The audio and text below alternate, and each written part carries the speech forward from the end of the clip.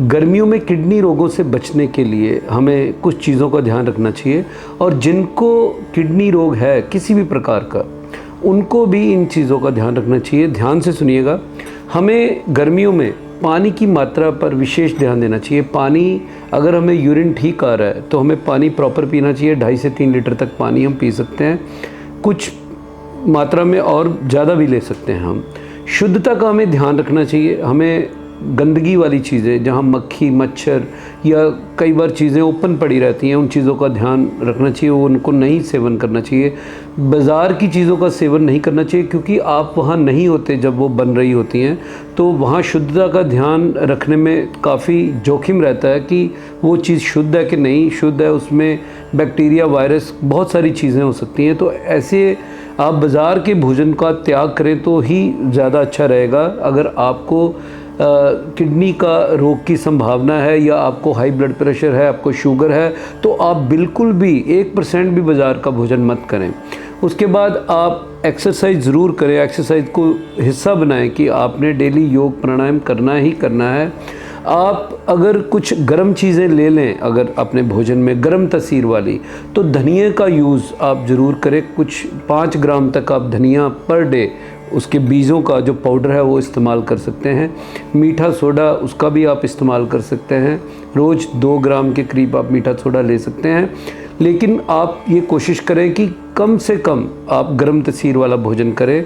ज़्यादा ठंडी तसीर वाला भोजन ज़्यादा आप ले सकते हैं, जिसमें जो पित्त शामक हो।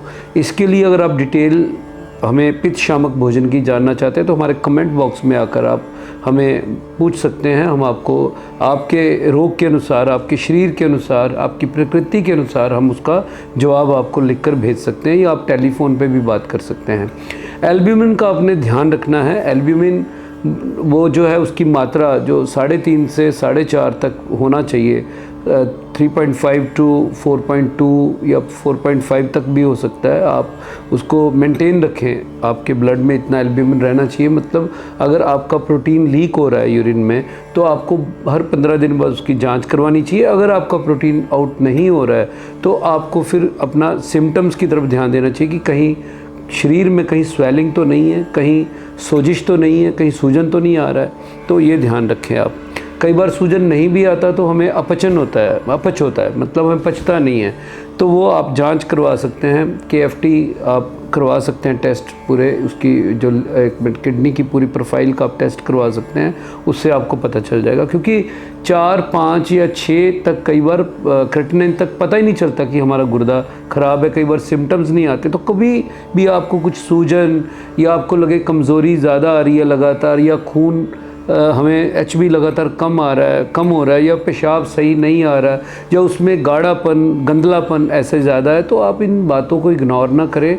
आप अपने खून की, पेशाब की जांच करवाएं। उससे आपको पता चल जाएगा कि आपका जो किडनी है उसका हेल्थ कैसा है। तो आप इन सब चीज़ों का ध्यान करें। आप खट्टे भोजन को, बिल्कुल भी खट्टी चीज़ों को अपने भोजन में इस्तेमाल ना करें, क्योंकि खट्टी चीज़ों में कई बार, जैसे दही है, तो दही में जो लैक्टिक एसिड होता है, तो वो एसिड पहले ही, अगर किडनी रोग है तो वो पहले ही ज़्यादा रहता है बॉडी में, खून में। और कई बार जब हम लगातार ऐसी चीज़ों का इस्तेमाल करते हैं तो एसिड बढ़ने की वजह से भी किडनी को नुकसान हो सकता है। आपको जो किडनी की प्रॉब्लम आगे जाकर आ सकती है। तो इन चीज़ों का ध्यान, अगर आपने दही खाना है तो आप मीठा दही, मतलब उसकी जो तसीर वो खट्टी ना हो, आप ले सकते हैं, और वो दोपहर को या सुबह आप ले सकते हैं। या छाछ का इस्तेमाल कर सकते हैं। जो छाछ, मैं उसको कहूँगा, कई बार देखा गया कि कोई छाछ को कई लस्सी भी बोलते हैं, तो आप छाछ का जो इस्तेमाल करना है जिसमें मक्खन निकला हुआ हो, तो आप ऐसी जो छाछ, दही से उसको मथ करके और मक्खन निकाल करके जो पानी बचता है, उसका जो लिक्विड बचता है, उसको हम छाछ बोलते हैं। वो हम मक्खन निकली हुई छाछ हम ले सकते हैं। उसमें हम पीपली का चूर्ण और सेंधा नमक डालकर हम उसको इस्तेमाल कर सकते हैं। तो ऐसे भोजन हम गर्मियों में ले सकते हैं। गर्मियों में हम ऐसा भोजन ले सकते हैं जिससे हमारी सेहत ठीक रहे, किडनी की सेहत ठीक रहे।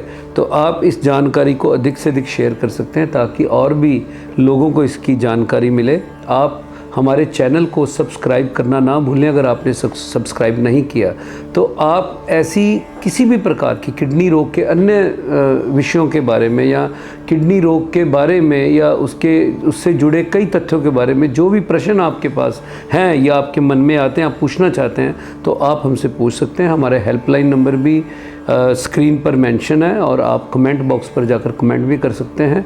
धन्यवाद।